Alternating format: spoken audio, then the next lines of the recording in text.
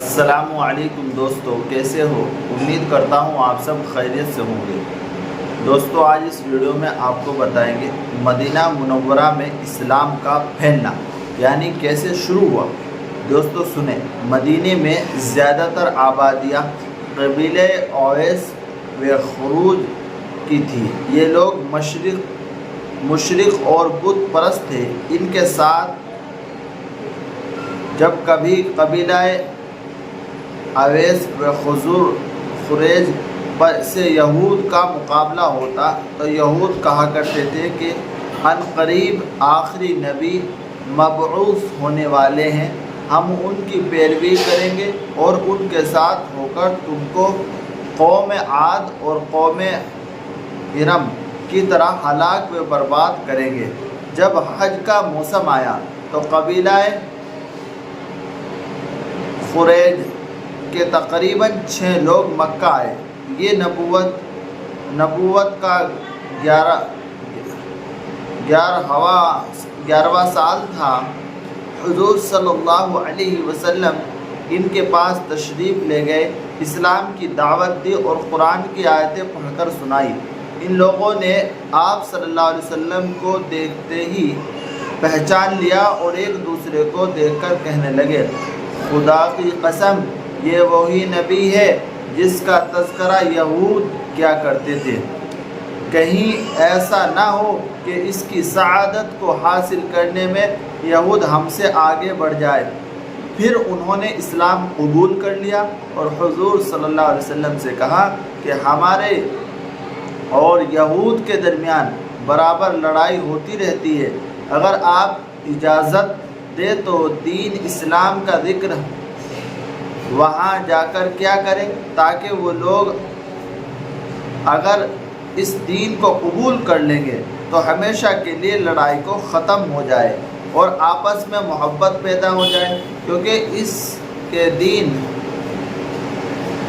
اس دین کی بنیاد آپس میں محبت و بھائی چارگی پر قائم ہے۔ حضور صلی اللہ علیہ وسلم نے انہیں اجازت دے دی۔ وہ آپس میں ہو کر مدینہ منور پہنچے۔ جس کی مجلس میں بیٹھتے وہاں آپ صلی اللہ علیہ وسلم کا ذکر کرتے۔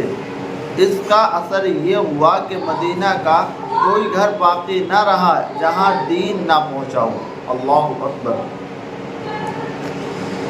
امیر و صفوان کی سازش کی خبر دینا۔ امیر بن وہاب اور صفوان بن امیہ خانہ کعبہ میں بیٹھ کر بدر کے مطالبین پر رو رہے تھے۔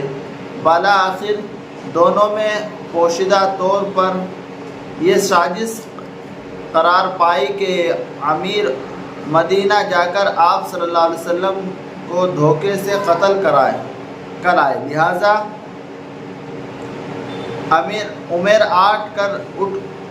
آٹ کر گھر آیا اور تلوار کو زہر میں بجھا کر مدینے کو چل کھڑا ہوا اور مدینے کو پہنچا۔ آپ صلی اللہ علیہ وسلم نے پوچھا کہ عمیر، یہاں کس ارادے سے آئے ہو؟ اس نے کہا کہ اس قیدی کی چھڑانے آیا ہوں۔ آپ صلی اللہ علیہ وسلم نے فرمایا، کیا تم دونوں نے خانہ کعبہ میں بیٹھ کر میرے قتل کی سازش نہیں کی ہے؟ عمیر یہ راز کی بات سن کر سکتے پڑ گیا اور بے اختیار بول اٹھا کہ محمد، بے شک آپ خدا کے پیغمبر ہیں، اور خدا کی قسم میرے اور صفوان کے علاوہ کسی تیسرے کو اس معاملے کی خبر نہ تھی۔ پھر عمیر نے کلمہ پڑھا اور آپ صلی اللہ علیہ وسلم نے ان کی قیدی کو چھوڑ دیا۔ جنت میں داخلے کے لیے ایمان شرط ہے۔ رسول اللہ صلی اللہ علیہ وسلم نے فرمایا، جس شخص کی موت اس حال میں آئے کہ وہ اللہ تعالیٰ پر اور قیامت کے دن پر ایمان رکھتا ہو تو اس سے کہا جائے گا کہ تم جنت کے 8 دروازوں میں سے جس سے چاہو داخل ہو جاؤ۔ جنت میں جانے کے لیے مرتے وقت دین کی بنیادی باتوں کا عقیدہ رکھنا ضروری ہے۔ اللہ پاک ہم سب کو ان تمام باتوں پر عمل کی توفیق عطا فرمائے۔ دوستو ہمارے یوٹیوب چینل اسلامک ٹیچر کو سبسکرائب کریں، بیل آئیکن کے بٹن کو ضرور دبائیں، لائک کریں، شیئر کریں۔ السلام علیکم۔